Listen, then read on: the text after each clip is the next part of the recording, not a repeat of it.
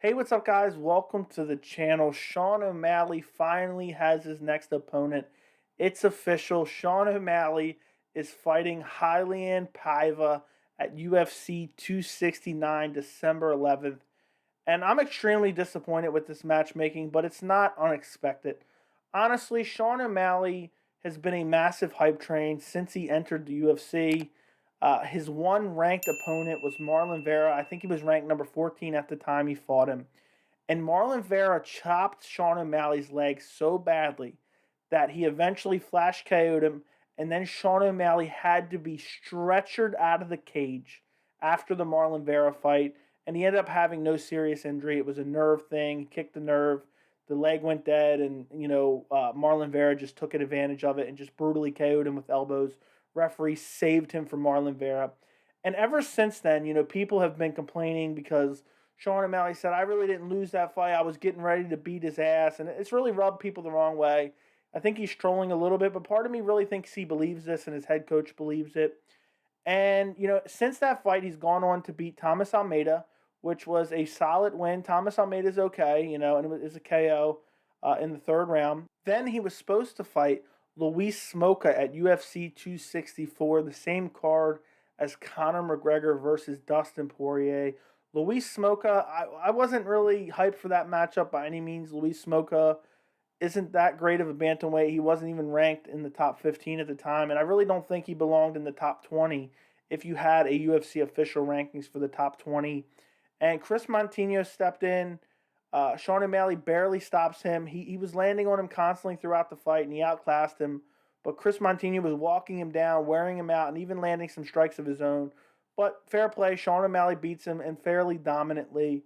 And after that fight, with all the talk from Sean O'Malley and his cult-like following and the UFC push behind Sean O'Malley, now he's had about 6 fights in the UFC, I believe. And it's time to see him get a step up in competition. We need to see him get another step up in competition. He fought Marlon Vera at this point. Now it's been a little over a year since he was stopped by Marlon Vera and stretchered out of the cage. So, he had 2 fights since then. Let's see a step up in competition. Let's see a top 15 guy at least. Well, we're kind of getting that, with the fight against Paiva. Paiva's currently ranked number 15.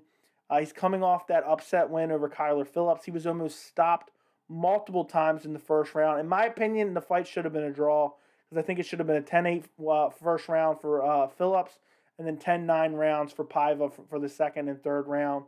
But I guess Sean O'Malley's finally fighting someone ranked.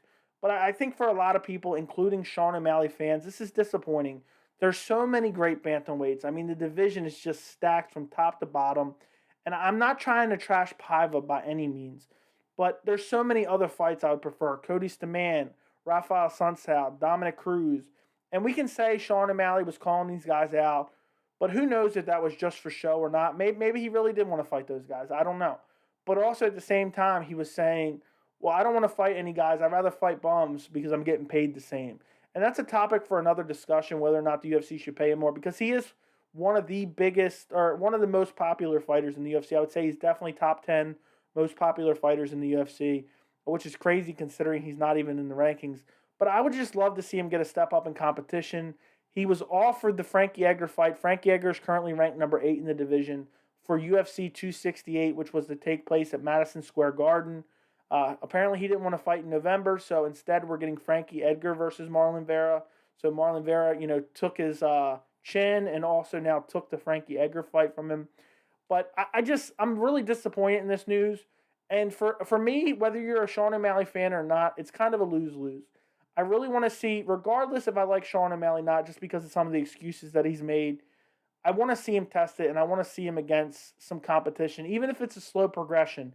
Even if he fights number 12, Rafael Sunsao, and then let's say he beats a Sunsao, then he moves up slowly to the top of the division if he can continue to win. Paiva just ain't that at this point. Paiva barely gets a win over Kyler Phillips. Should have probably been a draw. He was almost finished multiple times, and Phillips just gassed himself out trying to finish him. So this is basically the easiest win within the top 15 for Sean O'Malley. It's the easiest fight that he could have possibly picked out. And, even if he wins, I don't think it does much for him. And if he loses, it's absolutely devastating for him. Because if he loses to Paiva, who isn't the best striker by any means, I think Sean O'Malley's done. I'm ready to write him off. He's not going to be an elite fighter, and it's crazy to say a guy's career is over with one fight. But if he loses to Paiva, he might as well go over to Bellator and see if he can be successful there and be a draw there because losing to the number 15 guy who barely even belongs there at number 15 is just not good for your career, especially considering you have so much hype behind you just because you got all these flashy finishes and flashy wins but over nobodies. Obviously, you look over his resume, and I've talked about this countless times. The best win is what? Thomas Almeida? Come on now. Chris Montigno wasn't even in the UFC, and he beats Chris Montigno at UFC 264. And Chris Montigno was walking him down. Even though he was getting beat up badly, it's still, I feel like Sean O'Malley, and in that situation, I give him a break because that's basically a lose-lose for him. You bring in a guy from outside the UFC, and if you don't look spectacular against him, people are trashing you. And, even if you beat him, oh, well, you should have beat him anyway. So I don't really want to talk about that one too much. But the Almeida win, that was a KO. He lost to Marlon Vera. He beat Eddie Wineland, but Eddie Wineland at this point is of an advanced age and on the downslope of his career. And then some of these other names are basically unknowns. And the bantamweight division is so stacked. Even outside the top 15, I think there's better matchups I would like to see. Adriana Yanez. I would have loved to see Sean O'Malley versus Yanez. Ricky Simone, which I believe is outside the top 15. I would love to see that too. But Paiva is literally a stylistic matchup that's an easy win for Sean O'Malley. And if I give you my early prediction, Sean O'Malley finishes him on the feet. Sean O'Malley's lengthy. He has good striking. Especially, he's shown he can be very successful against non-elite fighters. I don't know how he'll do if he fights somebody in the top 10, but it's shown when he's fighting these unranked guys or barely ranked guys at number 15. I think he'll have success, and I think he will finish Paiva. And I'm really hopeful after this fight we can see Sean O'Malley take on a top 15 opponent that can actually answer some questions because that's really what I'm looking forward to in a fight. I want to see questions answered about a certain guy's skill set. So Sean O'Malley looks good, but I want to see him against a guy we know what kind of skill set he has and how good he is. That way we can gauge Sean O'Malley off the performance he puts against whoever that guy may be. So I'm really hoping for a big fight for Sean O'Malley after this. I hope he gets paid. As much as I shit on him and whatnot, I want Sean O'Malley to get paid what he's worth. I want everybody to get paid what he's worth.